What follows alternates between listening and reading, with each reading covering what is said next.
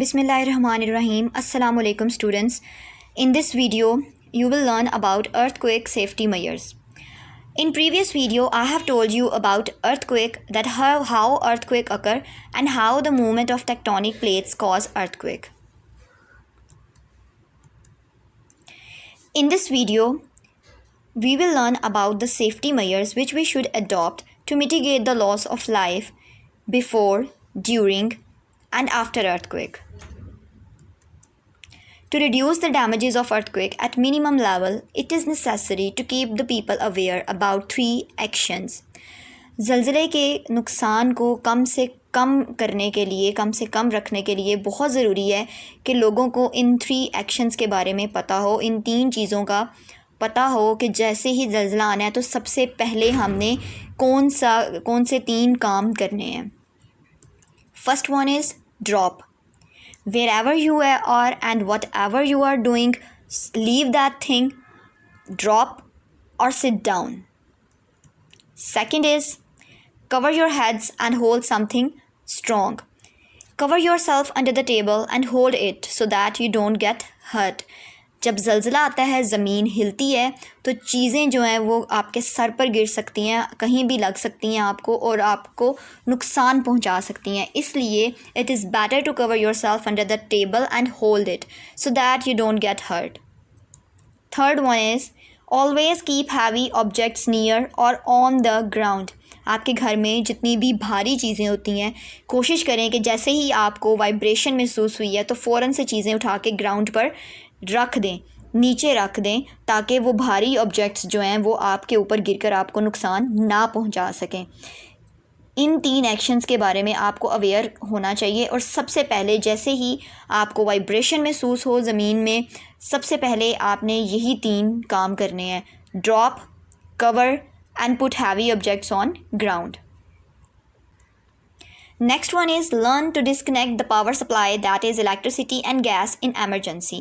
Emergency की सूरत में आपको चाहिए कि पावर सप्लाईज़ को बंद कर दें. आप लोग ये सीखें कि पावर सप्लाईज़ को कैसे बंद करना है, ताकि जैसे ही एमरजेंसी हो, एमरजेंसी मीन अर्थक्वेक आए, ज़लज़ला आए, फ़ौरन से आप मेन स्विच से जाके इलेक्ट्रिसिटी, बिजली को भी बंद कर दें और गैस का भी जो है मेन वॉल जो है उसको बंद कर दें. क्योंकि स्टूडेंट्स कभी कभी जब इंटेंस वाइब्रेशन होती है, ज़लज़ले की शिद्दत बहुत ज़्यादा होती है, तो गैस की पाइपलाइंस फट सकती हैं, इलेक्ट्रिसिटी के पोल गिर सकते हैं और उसकी वजह से करंट जो है वो ज़्यादा हो सकता है. इसलिए आपको चाहिए कि आप सीखें कि कैसे बंद करनी है पावर सप्लाईज़, ताकि जैसे ही अर्थक्वेक आए, ज़लज़ला आए, महसूस हो, आप फ़ौरन से सबसे पहले इलेक्ट्रिसिटी और गैस सप्लाईज़ को ऑफ़ कर दें मेन स्विच से. If you are outside the home, try to keep away from electrical wires and tall buildings which may drop on you. अगर आप घर से बाहर हैं और ज़लज़ला आ गया तो आपको चाहिए कि आप फ़ौरन से इलेक्ट्रिकल पोल्स जो हैं, उन बिजली के तारों से, बिजली के खंभों से, पोल से दूर हो जाएं और किसी भी बड़ी इमारत के पास ना जाएं, दूर हो जाएं. क्योंकि स्टूडेंट्स जब ज़लज़ला आएगा तो इमारतें जो हैं, बड़ी बड़ी इमारतें हैं, वो टूट सकती हैं, दरार आ सकती है, गिर के वो आपके ऊपर गिर सकती हैं, पोल्स बिजली के आपके ऊपर गिर सकते हैं. और अगर तारें आपके ऊपर गिरेंगी तो वायर्स की वजह से, इलेक्ट्रिकल वायर्स की वजह से आपको करंट भी लग सकती है. That's why keep your self safe and keep your self away from electrical poles and tall buildings. Keep the radio sets and televisions on to be informed. ज़लज़ले के बाद कोशिश करें कि रेडियो और टेलीविज़न सेट्स जो हैं वो ऑन हों, ताकि आपको इन्फॉर्मेशन मिल सके कि दोबारा ज़लज़ला तो नहीं आएगा, आफ्टर शॉक्स आ सकते हैं या नहीं आ सकते, और ताकि आपको पता चले कि कौन से सेफ्टी मेजर से आप बच सकते हैं, नुकसान आपका कम से कम हो सकता है. सो keep in touch with the news so that you will be informed about the after shocks and all the safety measures and all the precautions you should adopt. If there is fire, put it off. अगर कहीं भी आपने आग जलाई हुई है कोई भी काम करने के लिए, लाइक किचन में आपने स्टोव ऑन किया हुआ है या कुछ भी आप काम कर रहे हैं, कोई भी आग जलाई है, कहीं भी आग लग जाती है, फ़ौरन से उसको बुझा दें. क्योंकि हो सकता है कि जब ज़लज़ला आता है तो पाइपलाइन फट जाए गैस की, और पहले से आग लगी हुई है तो आग बहुत ज़्यादा बड़े पैमाने पर फैल जाएगी और ज़लज़ले से तो जो नुकसान होगा वो तो होगा, जो आग है वो भी बड़े पैमाने पर नुकसान कर सकती है। तो इससे बचने के लिए कोशिश करें कि जैसे ही आपको वाइब्रेशन महसूस हो फ़ौरन से आप आग बुझा दें, या कहीं आग लग जाती है गैस की लीकेज की वजह से तो भी उसको फ़ौरन से बुझाएं, फैलने ना दें उसको। Don't enter the homes if the walls और स्ट्रक्चर इज़ क्रैक्ड। अगर ज़लज़ले के दौरान आपके घर की दीवारों में दरार आ गई है तो घर के अंदर मत जाएं। ज़लज़ला रुक भी जाए, आफ्टर शॉक्स रुक भी जाएं, वाइब्रेशन जो है आपको महसूस नहीं हो रही, बट स्टिल आप घर में ना जाएं अगर आपकी वॉल्स जो हैं वो क्रैक हो गई हैं, दरार आ गई है, क्योंकि वो आपके ऊपर गिर सकती हैं और आपको नुकसान पहुंचा सकती हैं। If there is leakage of gas then disconnect. अगर गैस की लीकेज आपको महसूस होती है, स्मेल आपको महसूस हो रही है, तो उसको जल्दी से जाके आपने मेन स्विच से उसको ऑफ़ कर दें। Beware of the aftershocks and only re-enter the homes when the vibrations have stopped completely. ख़ुद को खबरदार रखें, न्यूज़ सुने कि दोबारा से ज़लज़ला आने का ख़तरा तो नहीं है, दोबारा से आफ्टर शॉक्स तो नहीं आ सकते। और जब वाइब्रेशन रुक जाए, आपको वाइब्रेशन महसूस ना हो, ज़मीन हिलना रुक जाए, तभी आप अपने घर के अंदर एंटर हों। उससे पहले आप घर में एंटर ना हों, क्योंकि अगर क्रैक आ गया है तो हो सकता है कि वो वॉल्स जो हैं या रूफ़ जो है वो आपके ऊपर गिर जाए।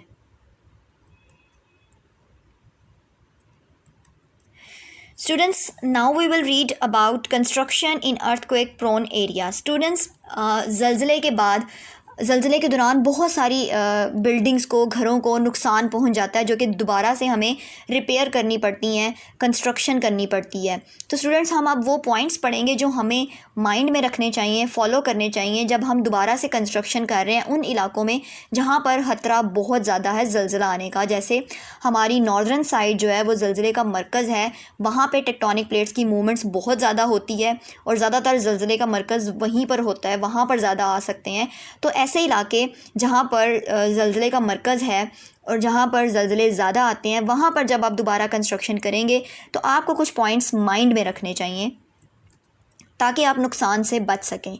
There is possibility of recurrence of earthquake in earthquake prone areas. That's why following points should be kept in mind during construction. First point is, if new construction is inevitable, adopt specific construction designs to resist earthquake. Inevitable का मतलब होता है कि नागज़ीर है, वहाँ पर construction लाजमी करनी है। फ़र्स्ट ऑफ़ ऑल तो ऐसे इलाकों में कोशिश करें कि आप ना रहें, कंस्ट्रक्शन ना हो। लेकिन अगर बहुत ज़रूरी है कंस्ट्रक्शन करना और आपने वहीं पर रहना है और बहुत ज़रूरी है आपका वहाँ पर रहना, तो कोशिश करें कि आप कंस्ट्रक्शंस के ऐसे डिज़ाइन जो है वो चूज़ करें। आप इंजीनियर्स से बात करें, ऐसे डिज़ाइंस देखें, इंफॉर्मेशन लें कि कौन से ऐसे डिज़ाइंस हैं, किस तरह से हम अपने घर की तमीर करें तो हम अर्थक्वेक से बच सकते हैं, अर्थक्वेक से हमारा नुकसान नहीं होगा। ज़लज़ला तो आएगा, लेकिन अगर आपका घर जो है वो अर्थक्वेक रेजिस्टेंट डिज़ाइन के अकॉर्डिंग जो है वो बना हुआ है, तो आपके घर को कम नुकसान होगा, आपकी वॉल क्रैक नहीं होगी, आपका घर नहीं गिरेगा अगर आपने उसको उसके डिज़ाइंस के मुताबिक जो है वो बनाया हुआ है, जिसकी वजह से आपका कम नुकसान होगा। Second point is construct the building structure on resistant concrete column. Student, concrete कहते हैं जब सीमेंट को और बजरी को मिक्स करके मटेरियल बनाया जाता है तो वो बहुत ज़्यादा हार्ड हो जाता है और वो बहुत ज़्यादा स्ट्रॉन्ग होता है। तो जब भी आप कोई भी बिल्डिंग जो है वो बना रहे हैं उन एरियाज़ में जहाँ पर ज़लज़ले बहुत ज़्यादा आते हैं, तो कोशिश करें कि कंक्रीट के कॉलम्स ही बनाएं, दीवारों में भी कंक्रीट डालें और रूफ़ में भी, छत पे भी जो है वो कंक्रीट का ही बनाएं, ताकि अगर ज़लज़ला आता है तो वॉल्स जो हैं वो क्रैक ना हों। Third point is avoid construction in sloping areas. For example students, I have told you that northern sides of Pakistan is vulnerable to earthquake, so you know that there is sloping areas also in northern areas. तो avoid करें कि जो sloping areas हैं, जहाँ पर slope हैं या for example mountain है, तो स्लोप पर घर मत कंस्ट्रक्ट करें। Avoid use of heavy materials in the ceilings. Ceilings जब आप छत बनाते हैं तो छत में बहुत ज़्यादा हैवी मटेरियल यूज़ मत करें, स्ट्रॉन्ग मटेरियल यूज़ करें, कंक्रीट यूज़ करें, बट वो इतना हैवी ना हो कि अगर ज़लज़ला आए और दरार पड़े तो वो बहुत ज़्यादा जल्दी गिरे और बहुत ज़्यादा नुकसान पहुंचाए आपको। हैवी ना हो but it should be strong. So you have to keep in mind about all these measures, all these points when you are doing construction, when you are reconstructing your houses and building in earthquake prone areas. Thank you so much.